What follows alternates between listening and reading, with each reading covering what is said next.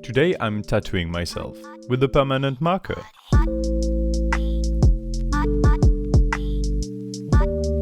Well, hello there, I'm Détroit. In order to prepare for this video, I had to cut off my own left arm. As you can see, my hand is completely inert. When it was still attached to my body, it was a bit too fidgety. Fun fact, I once sat on my hand for 1,000 years, just to see what it was like. Anyway, subscribe. I didn't want to ask you, but you guys aren't subscribed, so you're forcing my hand. Just like I'm forcing it to sit still while I draw. Oh, and don't worry, I'll reattach it to my body later to take cool shots for the end of the video.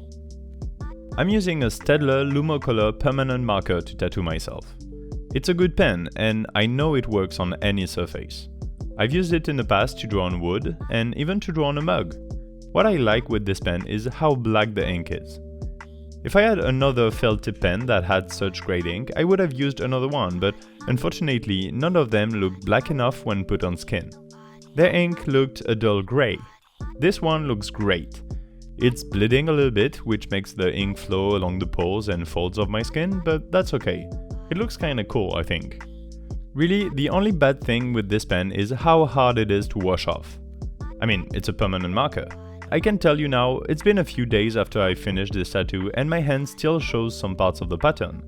I've used regular soap, dishwashing liquid, and I even used half a bottle of nail polish remover. You see, I had the idea of drawing on my hand on Saturday morning. I filmed what you're currently watching on Saturday early afternoon, but Saturday night I was going out with friends, so I had to remove it. I would definitely have kept a temporary tattoo made with a permanent marker, but not one that covers my entire hand like that. I guess I could have left my arm at home while I went out and only reattached it later. I could have left it to soak in acetone in the meantime. That would have worked, but I would have had to explain how I lost my arm, and I think I'm not supposed to do that. Especially if the next day I show up with my arm back on my body. Explaining all of that would have been harder than just getting rid of the tattoo, I think. It is a very fun activity though. I highly recommend you draw on yourself. Test the pen on a small area first, just in case you find out at the last moment you're allergic to it or something, and then have fun. Don't cut your hand off though. I'm afraid besides 3 Tibetan monks I know that are in seclusion and my humble self, nobody can detach part of their body and reattach later. It would suck to lose a limb just for a doodle. I can't imagine that. I went for a pretty simple pattern here. It's kinda reminiscent of what I drew on my mug. I needed a pattern that was clean and ample enough to keep some resolution. Making a tighter pattern would have been hard because naturally the ink flows along the microscopic skin folds and tends to ruin the pattern. So I needed to make large wavy lines with as much empty space inside as I could. It's all about finding a balance. Now, I didn't really think about it, it just happened. I just happened to choose this pattern. It's just like on paper, sometimes I don't really know what I'm gonna draw. The feeling of drawing on your hand is a strange one that I'm gonna have trouble explaining if you've never done it yourself. It's like drawing on fabric in a way, like a really toned fabric. The impact is minimal, but you can still feel the skin dragging a bit with the tip of the pen. However, unlike fabric, the surface is slick and not very raspy. I guess drawing on leather would be the appropriate comparison. Leather is, after all, refined and tanned skin. I've never drawn on leather, but I assume it would be the closest example, minus the tickles. Because yes, this tickles a little bit, which is why I had to cut off my hand before. The tickling made it too fidgety. So now I can still feel the tickling sensation, but the hand can't move. Take that, hand. Drawing on my hand was a very interesting thing. Now I'm wondering how I will edit this video. I'm not sure how, because I'm afraid the side camera can't really see much of it. I will probably stick to the top-down view. I don't know why that is, but after 3 years of filming my drawings, I still can't really do it well. Something I don't understand, for example, is how artists film TikToks.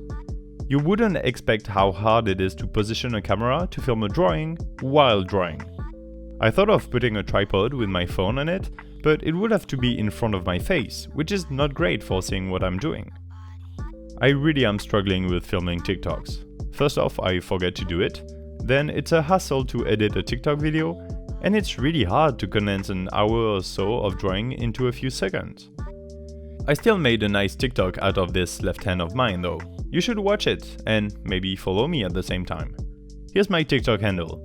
The 30 people following me would have already seen my hand tattoo, so if this isn't a good reason to follow me, I don't know what is. No, but really, do follow me. There are 640 people subscribed to me on YouTube, so it's a shame only 30 follow me on TikTok. Anyway, you do you. I can't force you, and I certainly don't want to. I really like the look of the hand tattoo. Again, I wouldn't keep it or have a real tattoo on my hand, but for a fun project like this one, that lasted half a day, it was well worth it. It makes me think though, I haven't used this pattern or one resembling it for a while on paper, but somehow I naturally went back to this one when I started drawing. It's not like I really planned it. It's like that sometimes, you develop default patterns for various drawings. About that, you know, these days I'm making a short series on drawings that anybody can do.